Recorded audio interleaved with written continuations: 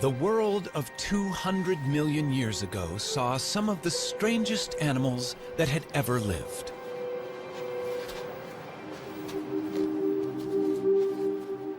Nothing about them suggested they would become a huge success.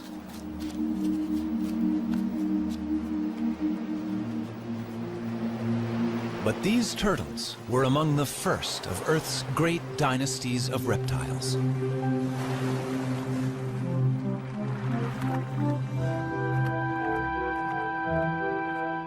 Turtles then and now are unique.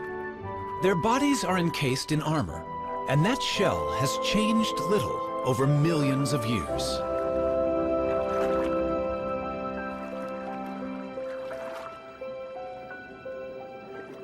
Varying greatly in size, they colonized most of the world. But wherever they live, the basic shape of a turtle's body remains the same. Some land-dwelling turtles, or tortoises, are quite small. Others have become famous as giants. Some long-necked types are at home in and out of fresh water. They and these shorter-necked turtles are known as terrapins.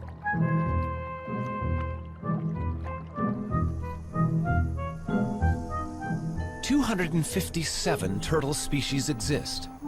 They live in every environment, from the driest of deserts to the coldest extremes.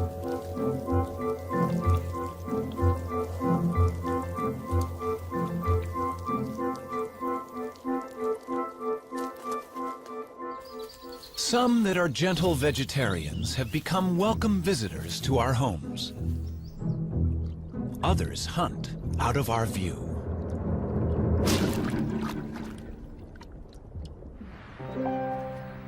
Older than the birds, all turtles may owe their success to their simple design. But what future is there for turtles living life in a shell?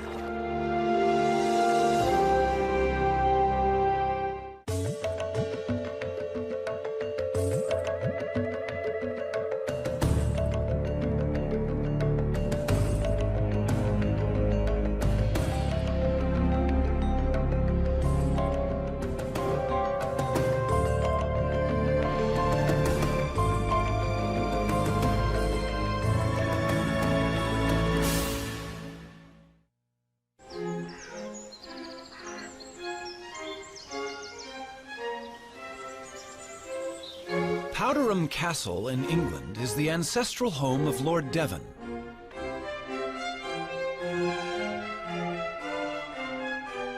It's also the home of Timothy, a rather venerable tortoise. To the present lord, Timothy is the oldest member of the family.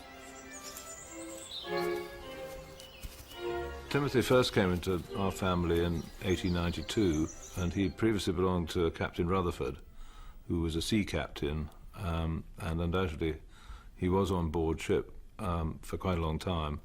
And this has given rise to a number of myths about Timothy's beginnings, that he belonged to pirates and all this sort of thing, which aren't strictly true. He's outlived a number of Earls of Devon. I think at a quick count it's about 7. Or maybe I'm either the 7th or 8th that he's known. The suggestion is that Timothy is at least 162 years old. I think he mostly lives on sort of clovers and things, but his favourite really is strawberries. Now, my son, what about that? He's been known to make a mistake when he is wanting a strawberry, and we once had a lady with painted red toenails, and she got rather a sharp nip on the toenail. But he doesn't make too many mistakes. He knows usually what he's got. I don't know that he's terribly hungry at the moment. No. I think it's too cold for eating today. Counting growth rings on their shell is not always a reliable guide to a tortoise's age. Rings vary with diet. But tortoises always live life at a slow pace, and that may be a reason for Timmy's record age. The fossil record is our best guide to the history of Timmy's ancestors. The first we know lived some 300 million years ago in the world of forests that gave us our coal. From such primitive reptiles, turtles diverged first, leaving dinosaurs and other reptiles to go their own way. Through the ages, there have been turtles of fantastic size and diversity. They saw snakes emerge 100 million years ago and witnessed the extinction of the dinosaurs. That turtles have survived so long is due to the extraordinary design of the shell that protects their body. The shell has remained virtually unchanged for 200 million years. A thick layer of hardened scale is its first line of defense, but a broad, bony layer, the carapace, provides strength. In other animals, this bone would be ribs. The turtle's backbone is fused to the shell. It's the support under the bridge. The shell of a turtle serves many purposes. On land, it's heavy, restricting movement, but great protection. Underwater, in a streamlined form, the shell allows for graceful swimming with surprising speed.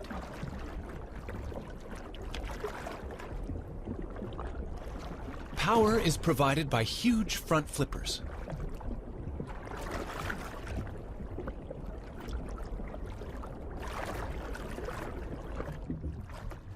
Sea turtles migrate thousands of miles, swimming on the ocean currents. Their hind limbs are mainly used as rudders for steering. Legs have no appeal for these sailors. Sea turtles only emerge onto land to nest, and even then, flippers are sufficient to haul the turtle over a beach.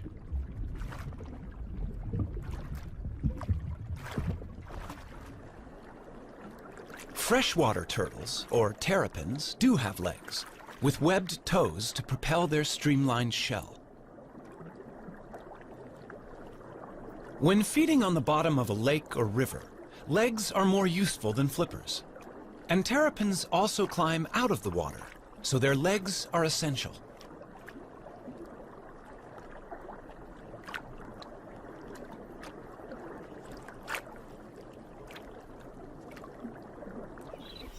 A tortoise, walking on land all the time, needs strong legs, in this case to carry it out of danger.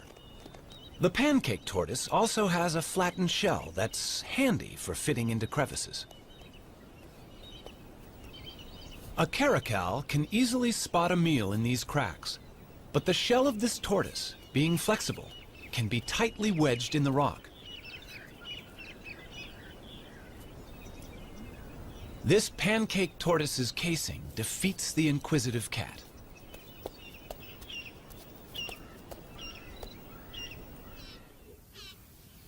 Giant tortoises, and this one on a Galapagos island is among the largest in the world, have no natural predators to hide from, but they need weightlifters' legs to move their enormous shell. This one is hauling a house that weighs nearly 300 pounds and is over an inch thick.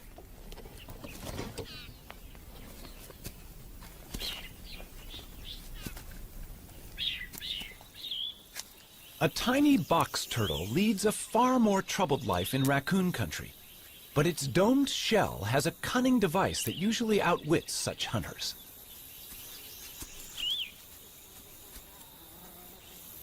It's time to take evasive action.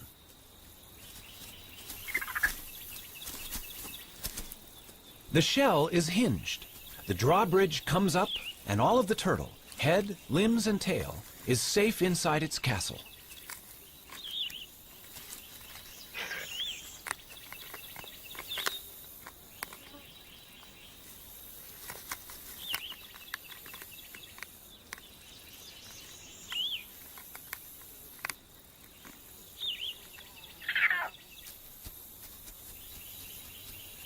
Only when the raccoon retreats will the turtle venture out. That hinge on the lower shell saved its life.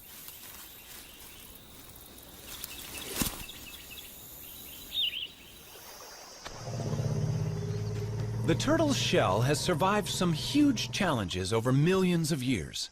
But sometimes, no matter how good the design, the odds can be against it.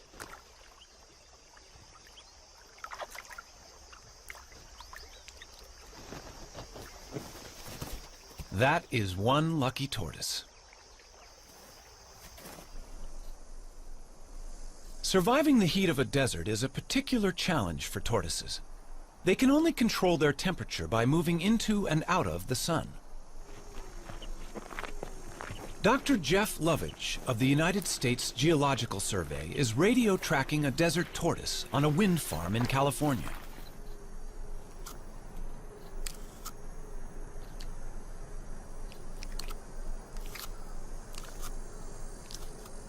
Desert tortoises have recently started to decline, and Jeff wants to find out why. Well, here's one of our females. Hello. Getting a little warm out here, isn't it? It's only 9 o'clock right now, but it's already hot out here. It's probably 95 degrees and it's going to be 115 before the day is over. And she's heading for the burrow off to my right. The tortoise needs the burrow to survive and protect itself from the extremes that are so characteristic of the desert. 115 degrees. 30 degrees more than even this desert tortoise could survive out in the open. Look at her walking into my shadow. Desert tortoises take advantage of every opportunity they can to become cool in the midday sun. At the other end of the thermometer, extremes of cold present their own challenge. Some turtles in Canada can survive freezing temperatures. Called painted sliders, their frozen bodies are not drawing breath, and their hearts are not beating, and yet they are not dead.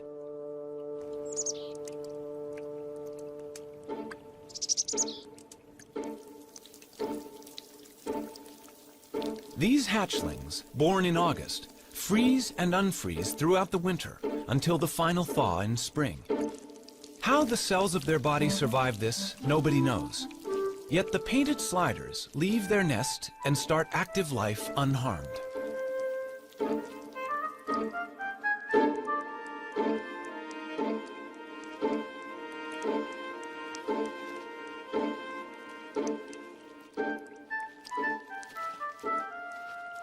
Such marvelous abilities to survive were entirely to the turtle family's advantage, until humans appeared on the horizon.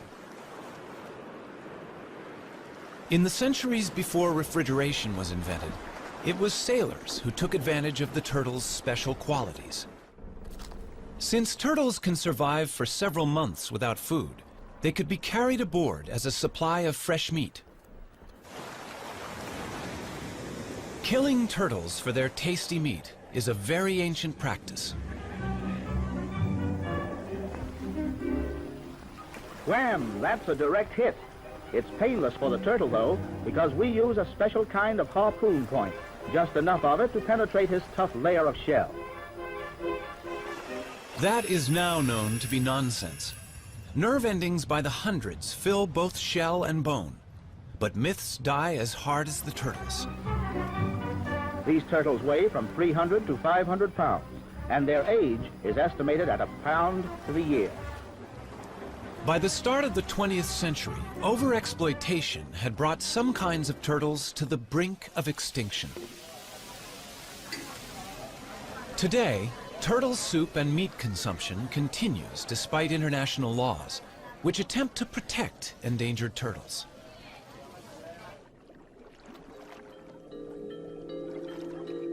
The turtle may well be our defenseless victim, but in the natural world, these successful reptiles have for a long time been quite capable of defending themselves.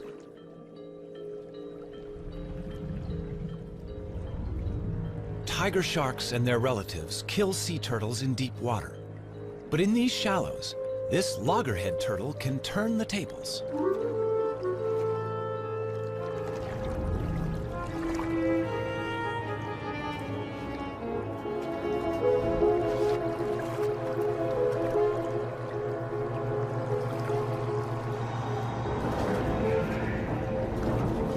The turtle is biting the shark. It has no teeth, but the sharp serrated plates in its strong jaws can inflict serious injury. In shallow water, the shark's movements are restricted, and it has difficulty fighting back. After a breath of air, the valiant turtle can return to feeding. It can give as good as it gets.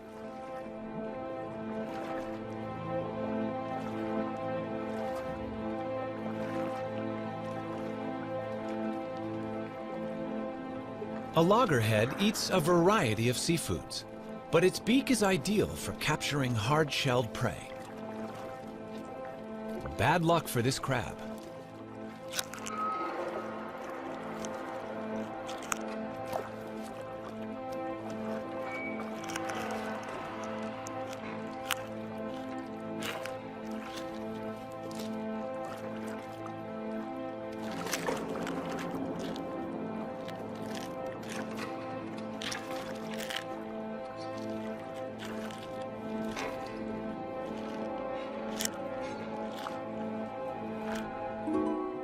In freshwater, a camouflaged turtle is hunting.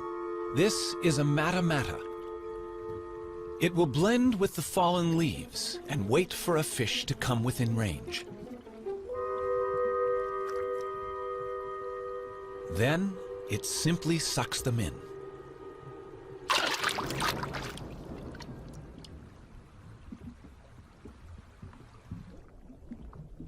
The fearsome jaws of an alligator snapping turtle gape and reveal a worm-like appendage on its tongue.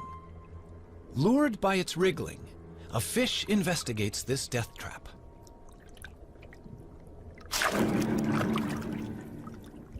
And there are even turtles that hunt together.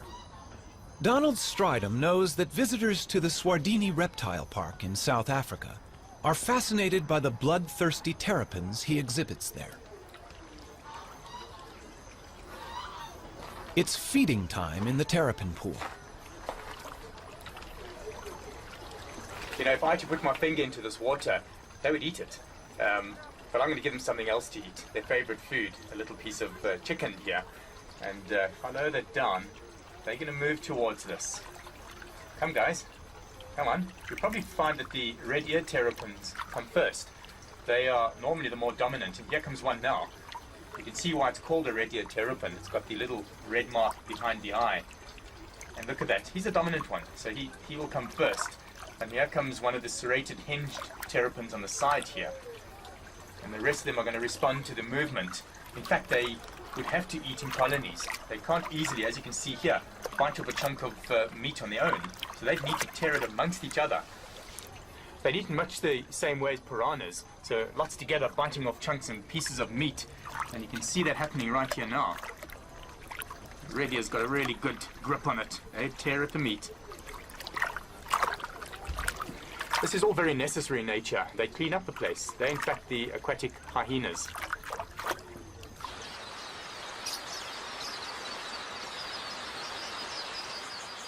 Forget big game watching here. Keep your eyes on these little guys. Eating chicken on a plate in the reptile park is nothing compared with how these terrapins feed in the wild. The predator sizes up its prey, these quelea, which flock in the thousands. One terrapin grabs a bird. The others crowd in to snatch what they can.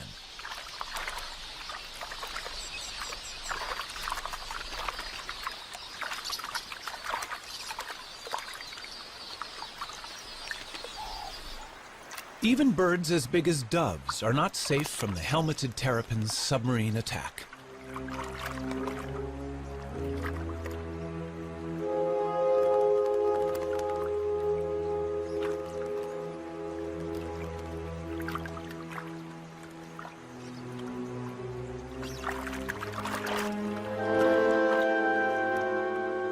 A lone terrapin could overcome the dove, but hungry rivals are on their way.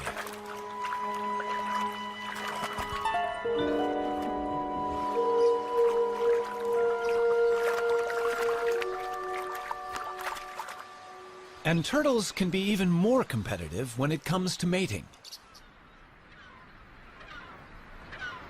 The birds of Dassin Island off the Cape Coast of South Africa share their tiny home not only with rabbits, but also with more than 10,000 tortoises.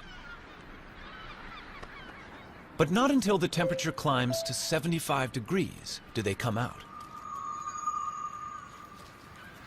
Male angulated tortoises hold territories, and once they've warmed up, they begin to chase females on their turf.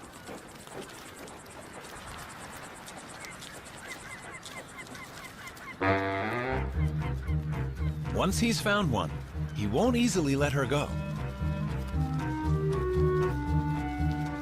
So far, so good, but he's chased her onto another male's territory, which will upset his plans.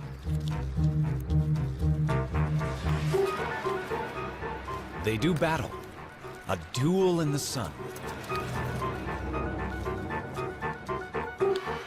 But a third male has seen an opportunity, and he's mating with their female. Neither the combatants nor the vigorously mating couple show signs of giving in. By the time the fight reaches its climax, the mating is also over. The loser may even lose his life. He must right himself, or else fry in the sun.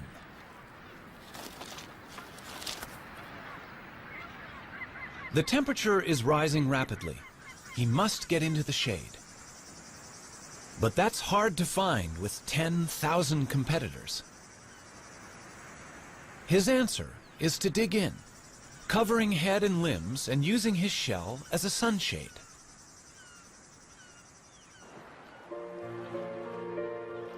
In tropical waters, temperatures are much the same all year round. These male green turtles near Borneo will mate whenever a receptive female is available. The males have the long tails. They're all pursuing one female.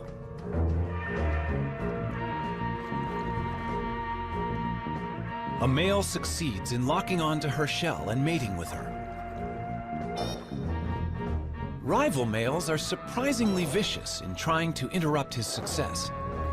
These powerful jaws can injure a flipper. And not only the mated male, but other rivals are also getting bitten. But to no effect. The desire to mate is strong, and only when he has succeeded will other males have a chance to take his place.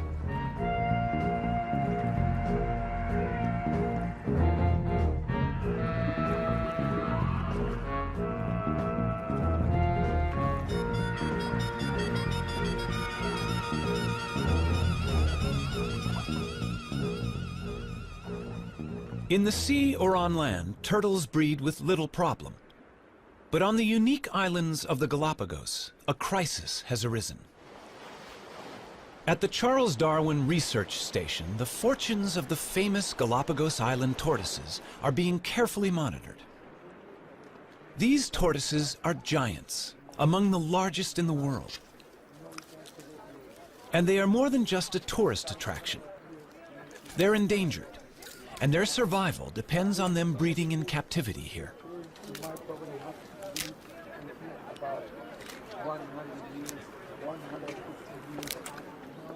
These baby tortoises are the hope for the future. Each island has its very own type of giant tortoise, found nowhere else. And in these pens, babies are being nurtured until they're ready to be taken to their particular island home.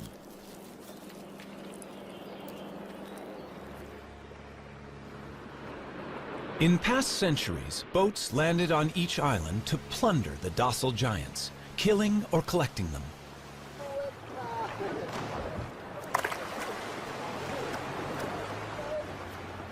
Today's boat is helping to right that wrong, bringing in young tortoises to replace those that were taken.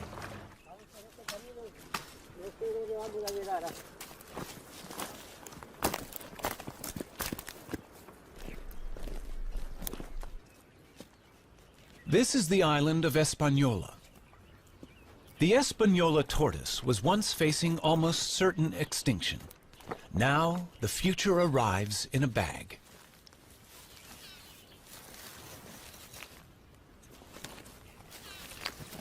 A 1,000 young tortoises have been released like this, all bred from just 15 adults collected in the 1970s. They should be safer than they've ever been. Their only enemy was people, and now the poacher has turned protector. In 20 years, they should all be as big as this adult. But this success has not been repeated for the tortoises of Pinta Island. The last remaining resident of Pinta is living out his old age at the Charles Darwin Research Station. They call him Lonesome George. More than 70 years old, he's the last of his species. All the others starved when introduced goats ate the plants of Pinta, and shipborne rats ate the tortoise eggs. Zoos and private collections worldwide have failed to turn up a relative.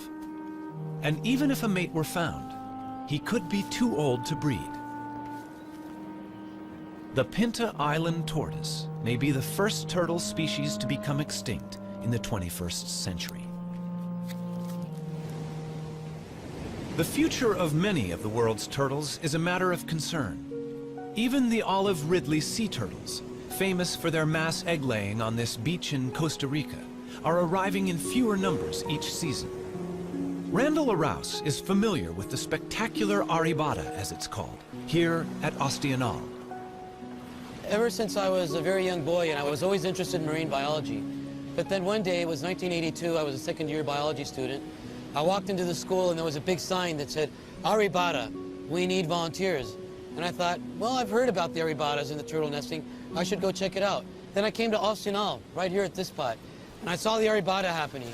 And right then it struck me. Like I had to study turtles, and I've been doing turtles ever since. As many as 200,000 turtles might haul out onto this beach on one night. 20 years ago, it would have been 1 million. But this is still one of the biggest aribatas in the world. The turtles are right now congregating right out there. They're going to congregate in what we call the float, and they'll start coming up after the sun goes down, and probably by midnight or 1 in the morning, we're going to have a very high concentration of turtles nesting here on this beach, and they're not going to finish until sunrise, probably at about 8 or 9 in the morning. So yeah, it's going to be some pretty heavy work all night long. We basically know that these turtles come for 2 or 3 consecutive aribatas in a row.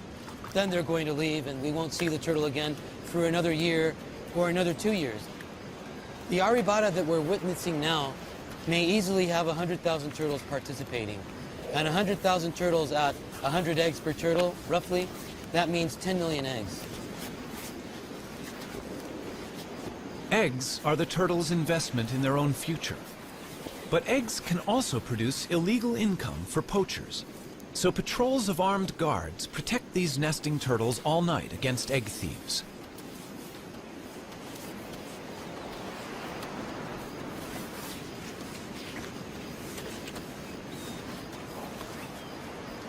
This female may have mated with several males offshore. So each of her 60 to 100 fertilized eggs may have a different genetic composition, which is healthy for the future of olive Ridley turtles. Randall can also inspect the health of an individual while she's laying. She seems to be unaware of him and in a kind of trance. He examines her gently for signs of disease or injury while she's in this curious, semi-conscious state. Just why she enters this trance is not yet known. The studies carried out on this beach indicate that roughly 8% of all the eggs laid on this beach will actually hatch and turn into little turtles. Now, that does not mean that these little turtles will turn into adults. A wild guess is 1 out of 100.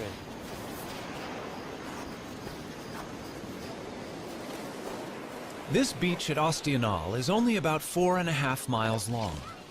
And with turtles still arriving to nest at dawn, there is not much space left, and some inevitably dig up the nests of others.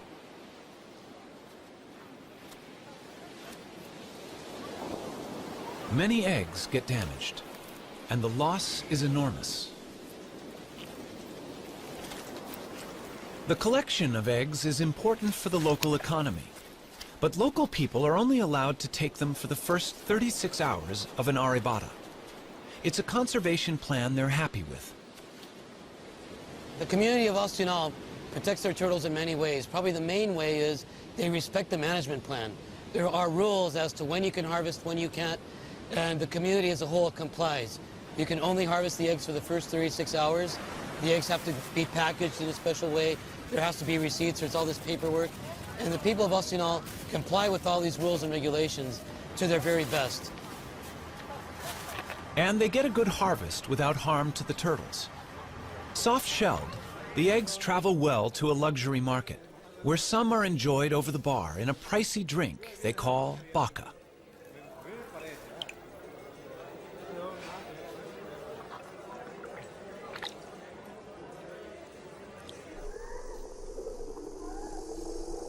Now that more and more people are living where they do, land turtles such as the California desert tortoise face greater problems. This rivalry concerns Jeff Lovich. When you look at what people have done to the desert in the last 100 years, it's amazing that it's survived. I mean, here we have this rugged old touchstone, a place that looks timeless, yet it's changing very rapidly, in a place that was formerly virtually empty of people and now sits in between Phoenix, Las Vegas, and Los Angeles, some of the most highly populated cities in the United States. And we put roads in through the whole desert. We've driven over it in our motorcycles, our trucks, and our off-highway vehicles.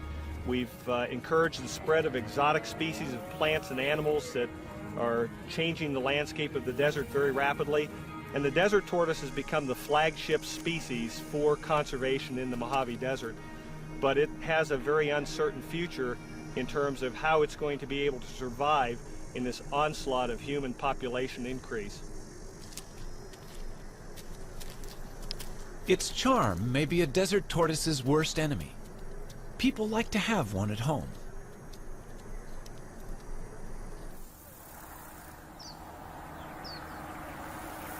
Problems arise when the once loved pet outgrows its welcome. It seems so easy and kind to let it go in the wild. But Fred, or whatever his pet name has been, is about to cause problems among the wild tortoises he will inevitably meet. He appears to have a cold, a viral infection that he'll soon pass on to others.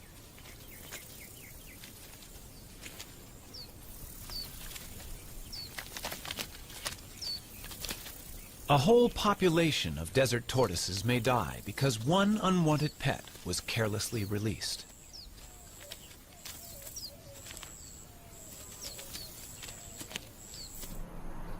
Close to towns, tortoises are presented with other problems. Our roads cross their territories, and they get injured.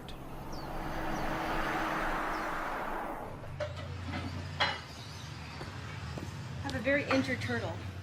Another casualty for the vet. But this one is not from a traffic accident. Hi, what do we have here? Oh, let's have a look. Poor thing. Oh, looks like it's been chewed up by a dog or a coyote or some kind of a predator. Okay, this is just like dead skin, dead scales, so this doesn't hurt. This is just like peeling dead skin off. Fiberglass can be used to repair tortoise bodywork. Sometimes I feel like a cook when I'm doing this. Cover up, but we'll cover it up with another layer. And it should do fine. Down there too. Because of the fact that it's clear, we can see through it and see what that tissue looks like in there. So if it ever got to a point where that tissue started looking bad, we'd be able to take this shell patch off and get in there and treat it. All right. Convalescence for that injured turtle is available here with Dan Touchstone of the San Diego Turtle Society. Turtles are able to survive much more severe injuries than a mammal because of their shell and a much slower constitution. Strawberry? Ah, come on, you want it. He also has orphans in his care, unwanted pets. Morning, Puddles. All are pampered here. How you doing, big guy? Breakfast time for you. Yeah, there you go. Puddles, you were about the size of a walnut when we got you. Here you go. I know you're hungry. In Florida, turtles have acquired a special friend, Richard Moretti, who's a bit surprised by his new passion. I moved to the Keys in 1983 and started fishing. Everybody said, "Oh, you're so great. You came to the Keys to save the animals." No, I came to kill the fish. It just, living in the Keys changes you. You appreciate the environment a little more. Okay. Yeah. She'll be out here by the end of summer.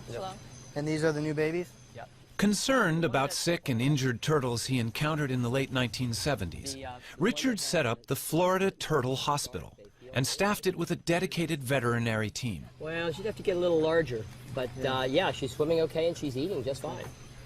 I filled an old saltwater swimming pool with tarpon and grouper and snapper, and all the children that came to visit said, "Do you have any turtles?" So in 1986, we went to the state of Florida and said, "How do we get sea turtles?" They said, "Well, the only way you can have them is to do something for them." And I said, "Well, what would you like us to do?" They said, "Well, we need a rehabber." And they said, "A rehabber, if a turtle gets hit by a boat, we take it to the vet and pay the bill. We buy the food and pay the bill. And when it's ready, we turn it out." I said, "Well, I can do that." And that was our very modest start of the Sea Turtle Hospital. Guys, eat You want up. your legs? I got him. There he goes. Okay, that's perfect.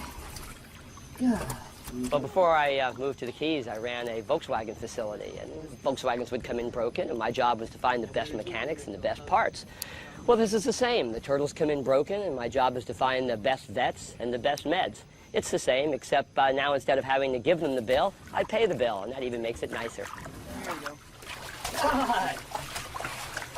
Thanks, Doc. And I didn't get too wet. This little tumor is the beginning of a virus that affects sea turtles around the world. This disease started 100 years ago. When we first started seeing it 15 years ago in the Keys, turtles would come in with a singular tumor like this. This turtle's evidently just gotten the disease because he's only got a couple of very small tumors, which we'll take off. And once we do, that'll immunize her against the disease. We'll keep her for a year, we'll make sure she doesn't grow anymore, and then we'll let her go. It appears to be a herpes virus, very similar to herpes simplex 1 and 2, and it's affecting turtles worldwide. Right now, all 8 species of turtles have a similar lesion. We haven't been able to get tissue samples to make sure it's the same virus, but we've gotten tissue samples from about half the turtles around the world, and all the ones we've been able to examine are about 95% positive to the same virus. Okay. Some turtles infected with this herpes virus arrive in a much more advanced stage of the disease. The team intends to do everything they can, but this turtle has been greatly weakened by the growths.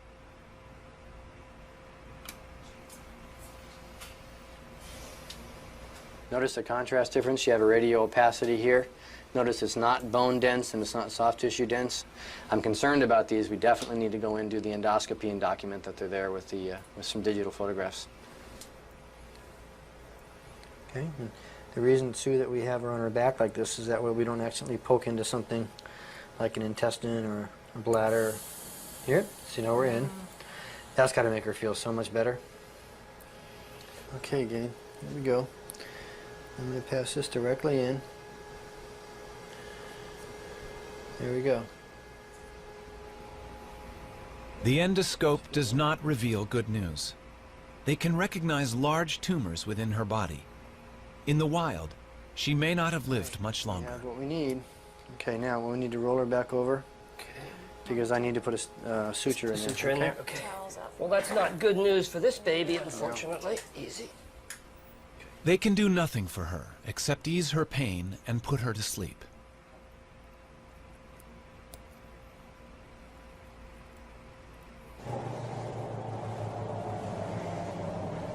The joy of success helps make up for the sadness of failure.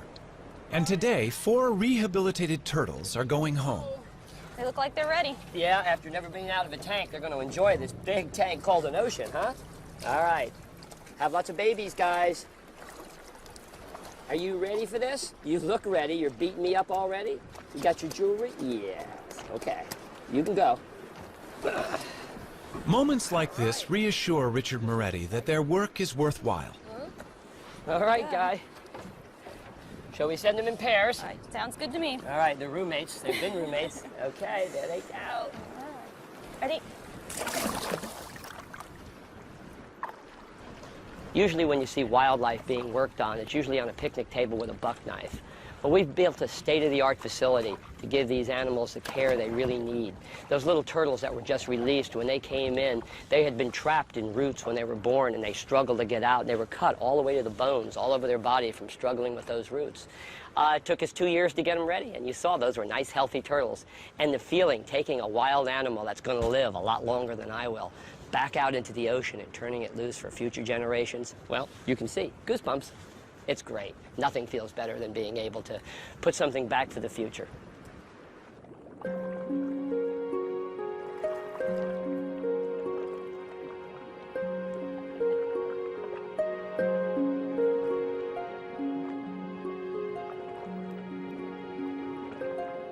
Every day, turtles can be seen enjoying the attentions of cleaner fish in the wild.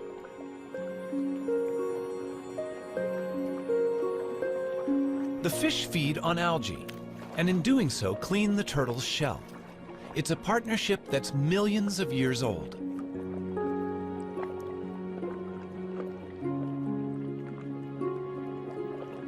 Generation after generation lived in what might have seemed a perfect world.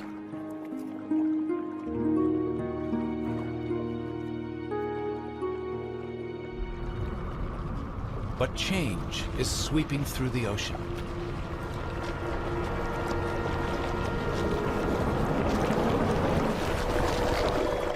Commercial fishing puts nets into the sea, which can break loose and drift, catching much more than intended.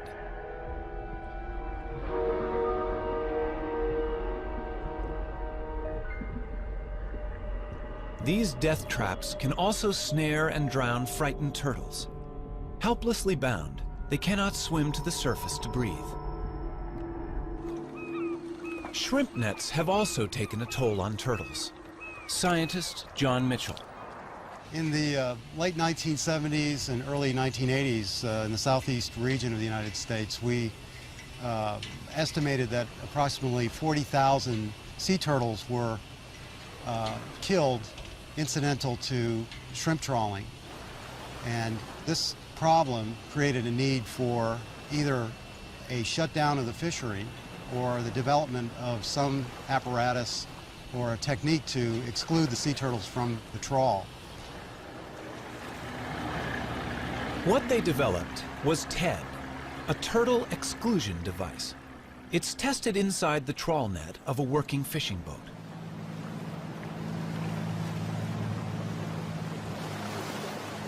The net is being dragged behind the boat, and the TED is fixed inside the net at the end. The idea is that a turtle in the net hits the device, is pushed up the ramp, and escapes through the top of the net. Only a live turtle can test it. In this situation, a turtle would normally be fatally trapped with the shrimp.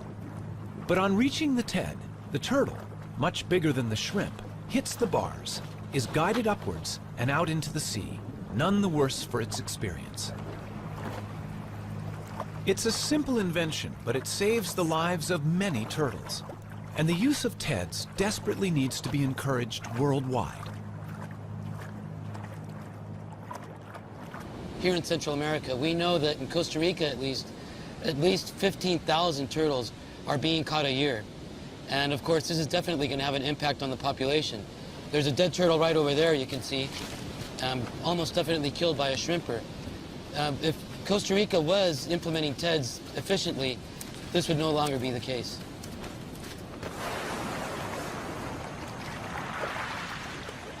In the sands of this beach at Ostional, the olive ridley turtles have been developing for some 60 days.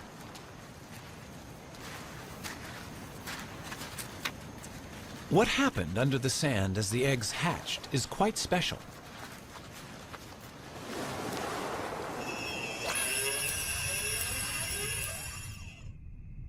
The eggs at the bottom of the nest hatch first. The hatchlings climb to the top of the chamber, and down below, sand fills the space they left. As more hatch, the floor is gradually lifted to just below the surface, and the hatchlings emerge together.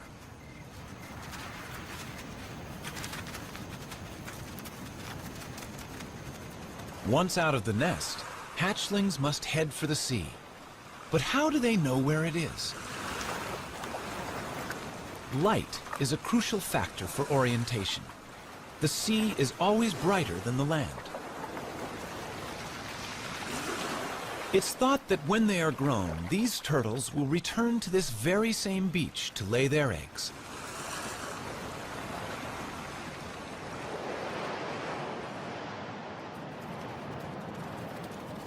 Turtles also hatch in daylight.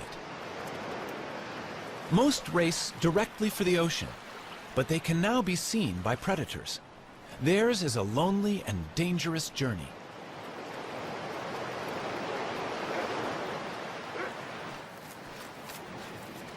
On this beach, almost every animal has a taste for turtles.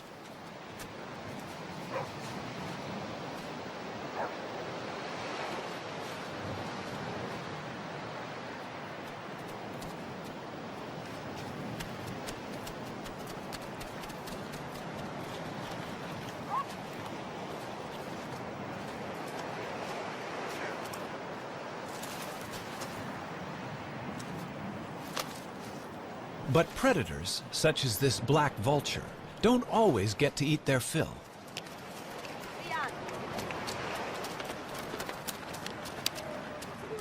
Survival of the turtles is important to the local people. When the turtles are hatching, the women all organize and they go to the beach. They shoo the predators away to make sure that the little turtles can make it into the water. They try to make sure that all these little turtles make it to the water safely, because of course it's to their best interest to make sure that these little turtles make it to the water. They eventually turn into adults and come back and participate in an arribada 10 years down the road. Although some 10,000 hatchlings will survive to become adult turtles, remember 10 million eggs were laid in these sands.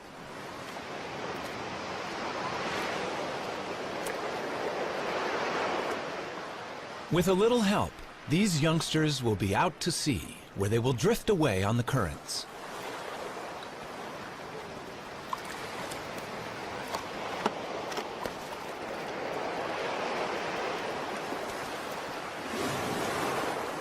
No one knows where they go. Perhaps they hide from ocean predators among floating seaweed, where they can safely feed and grow. But it will be 15 to 20 years before they return to these waters. Before people ever began helping turtles to survive, alligators had been unwittingly doing so for millions of years. Young red-bellied turtles are hatching from eggs laid in the alligator's nest. The rotting heap is warm and humid, as good for incubating turtles' eggs as it is for hatching alligators. Both stand to gain. Alligators eat a good many adult red-bellied turtles.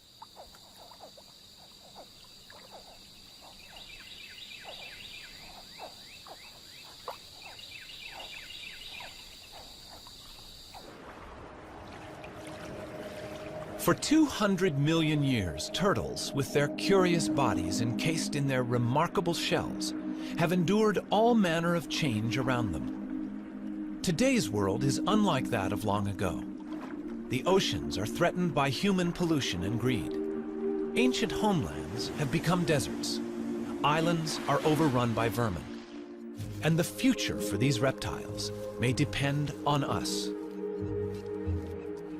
We don't know really what role they play in the overall scheme of things with the ecosystem. And I think that's one reason why we should use any means to protect them. There are many, many animals that we really don't, humans don't see a need to spend the effort and the time to conserve, but just the fact that we don't know, I think means that we should.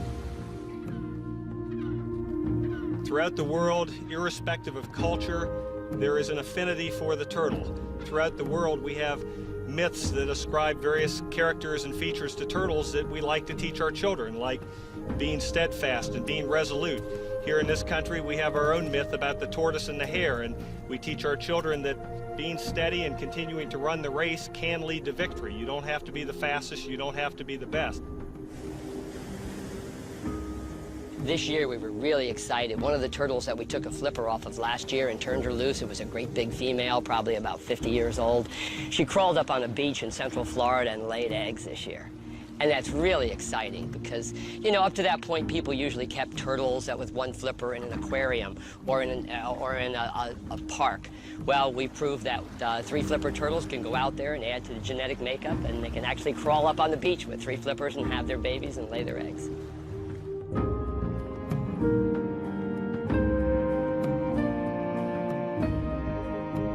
They're 200 million years old. Those are living fossils that we put back in the ocean. And hopefully with a lot of help from our friends that help us work on turtles, we'll see them into the next millennium.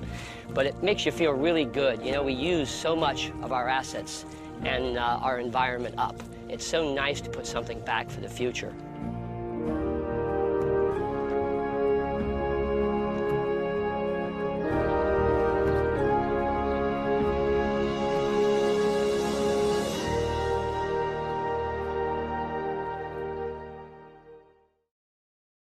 To learn more about what you've seen on this nature program, visit PBS online at pbs.org or America Online keyword PBS.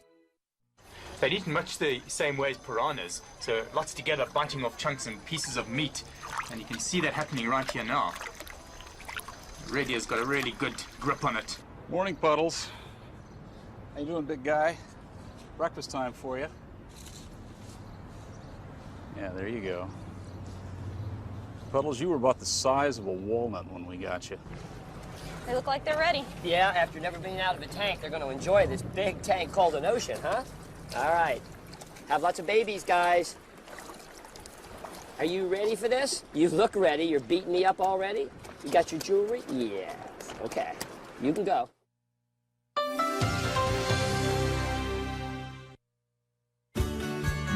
We are PBS.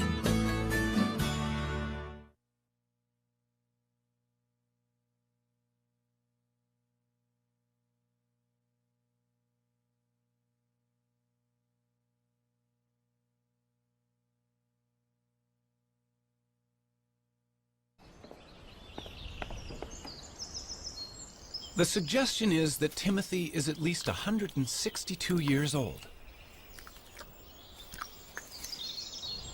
I think he mostly lives on sort of clovers and things, but his favourite really is strawberries. Now, my son, what about that?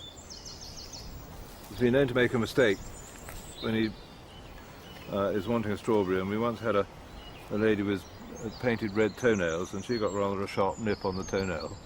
But, he doesn't make too many mistakes. He knows usually what he's got. I don't know that he's terribly hungry at the moment.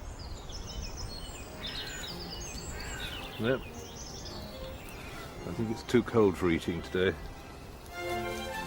Counting growth rings on their shell is not always a reliable guide to a tortoise's age. Rings vary with diet. But tortoises always live life at a slow pace, and that may be a reason for Timmy's record age. The fossil record is our best guide to the history of Timmy's ancestors. The first we know lived some 300 million years ago in the world of forests that gave us our coal. From such primitive reptiles, turtles diverged first, leaving dinosaurs and other reptiles to go their own way. Through the ages, there have been turtles of fantastic size and diversity. They saw snakes emerge 100 million years ago and witnessed the extinction of the dinosaurs. That turtles have survived so long is due to the extraordinary design of the shell that protects their body. The shell has remained virtually unchanged for 200 million years. A thick layer of hardened scale is its first line of defense, but a broad, bony layer, the carapace, provides strength. In other animals, this bone would be ribs. the turtle's backbone is fused to the shell. It's the support under the bridge. The shell of a turtle serves many purposes. On land, it's heavy, restricting movement, but great protection. Underwater, in a streamlined form, the shell allows for graceful swimming with surprising speed.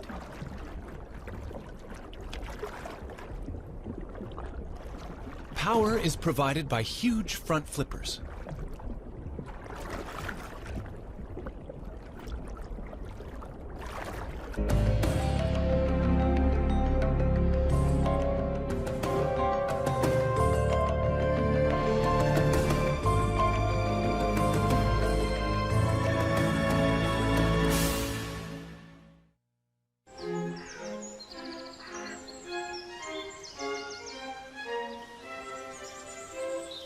Powderham Castle in England is the ancestral home of Lord Devon.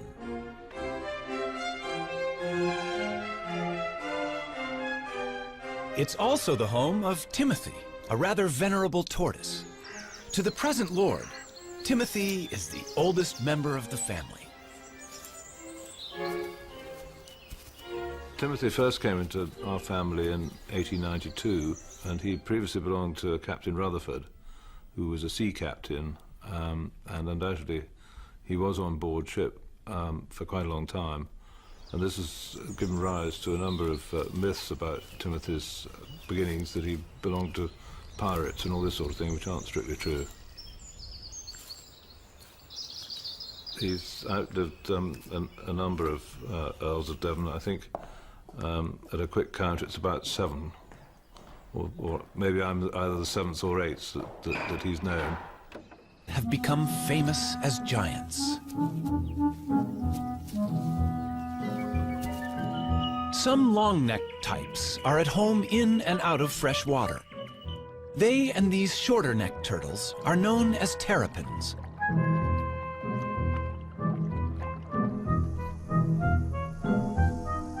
"257 turtle species exist. They live in every environment, from the driest of deserts to the coldest extremes.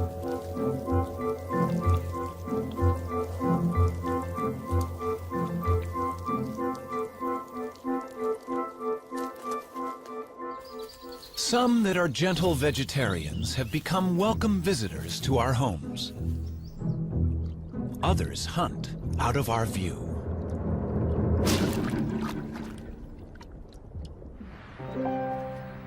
Older than the birds, all turtles may owe their success to their simple design. But what future is there for turtles living life in a shell?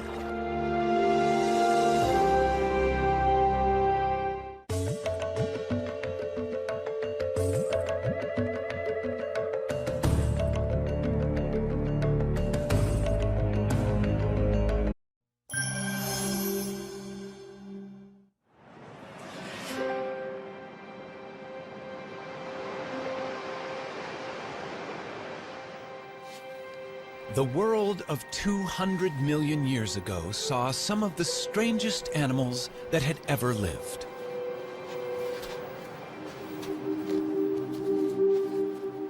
Nothing about them suggested they would become a huge success.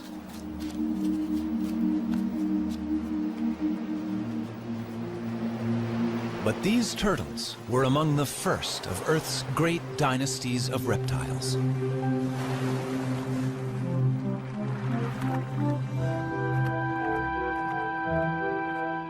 Turtles then and now are unique.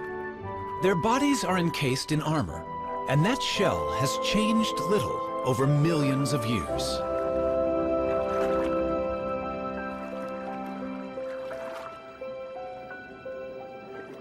Varying greatly in size, they colonized most of the world. But wherever they live, the basic shape of a turtle's body remains the same. Some land-dwelling turtles, or tortoises, are quite small. Others